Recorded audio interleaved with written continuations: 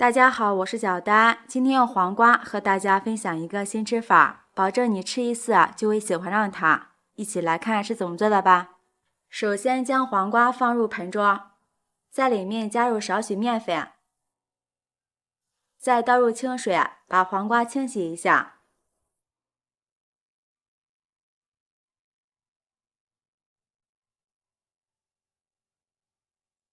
面粉能有效地吸附残留在黄瓜上面的虫卵和脏东西。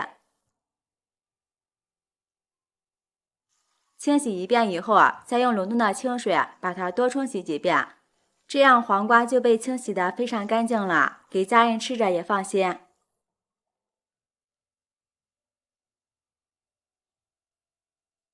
黄瓜洗干净以后，放在案板上，再去掉外皮。黄瓜中含有丰富的营养，包括维生素 C、胡萝卜素和钾，所以说平时可以多吃一些黄瓜，对身体特别好。削下来的皮先放一旁备用。接下来将黄瓜切成小段，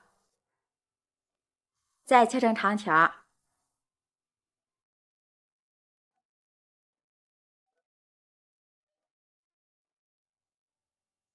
切好后放入盘中备用。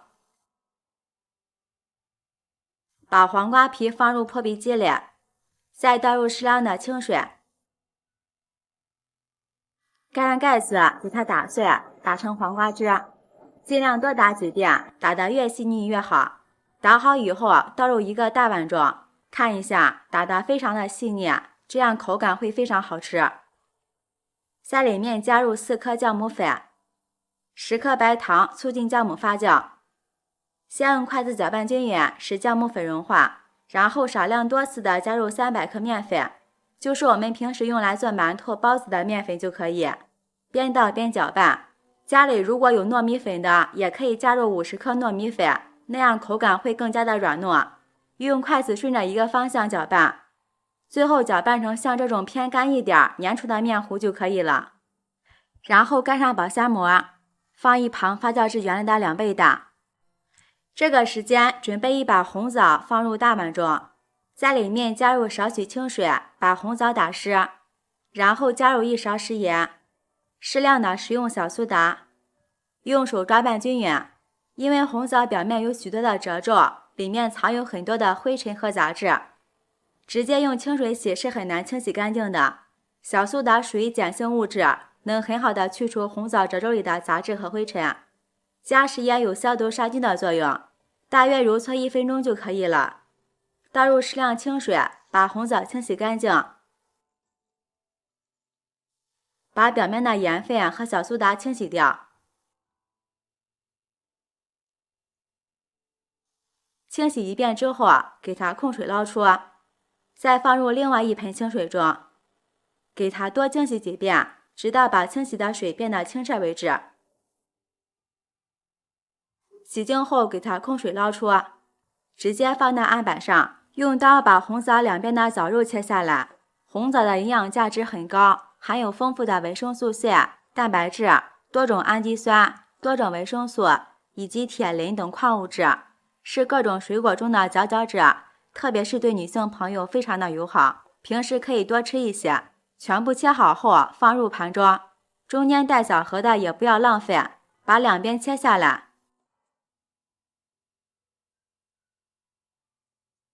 再把切下来的肉改刀切成小碎丁，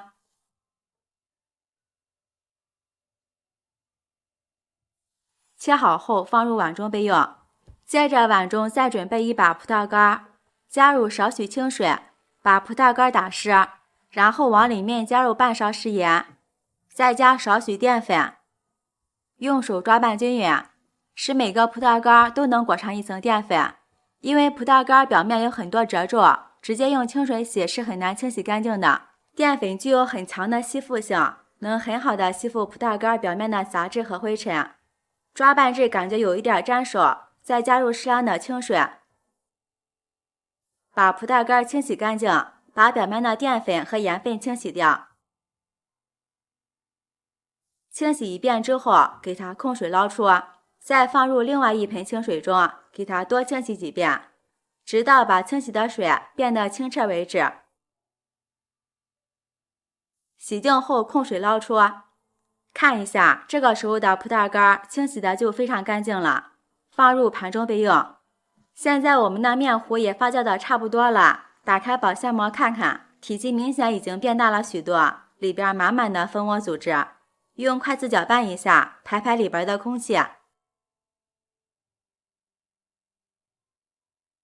搅匀后把红枣碎加进来，继续用筷子搅拌均匀，使红枣和面糊充分融合在一起。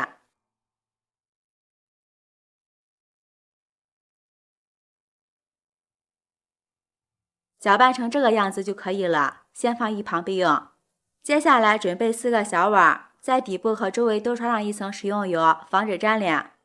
不需要刷太多，薄薄的一层就可以了。再把洗净的葡萄干放入碗里面，然后把面糊倒入碗中，不需要装太满了，大约6分满就可以。用铲子整理平整，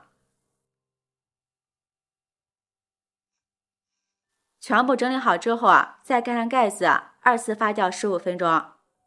15分钟后，我们打开盖子看看，面糊体积已经变大了许多，像这样就行。然后在周围摆上一圈红枣干，点缀一下。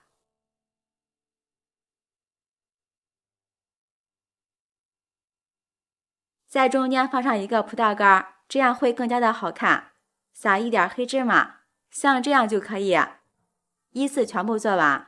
朋友们，视频看到这儿了，如果觉得我的视频对您有帮助的话，请用您发财的小手给我点个赞吧。制作视频不易，您的每一个留言和每一个点赞都是我前进的动力，感谢您的支持。全部做好后，直接放入蒸锅中，冷水上锅蒸。盖上盖子，大火蒸35分钟就熟了。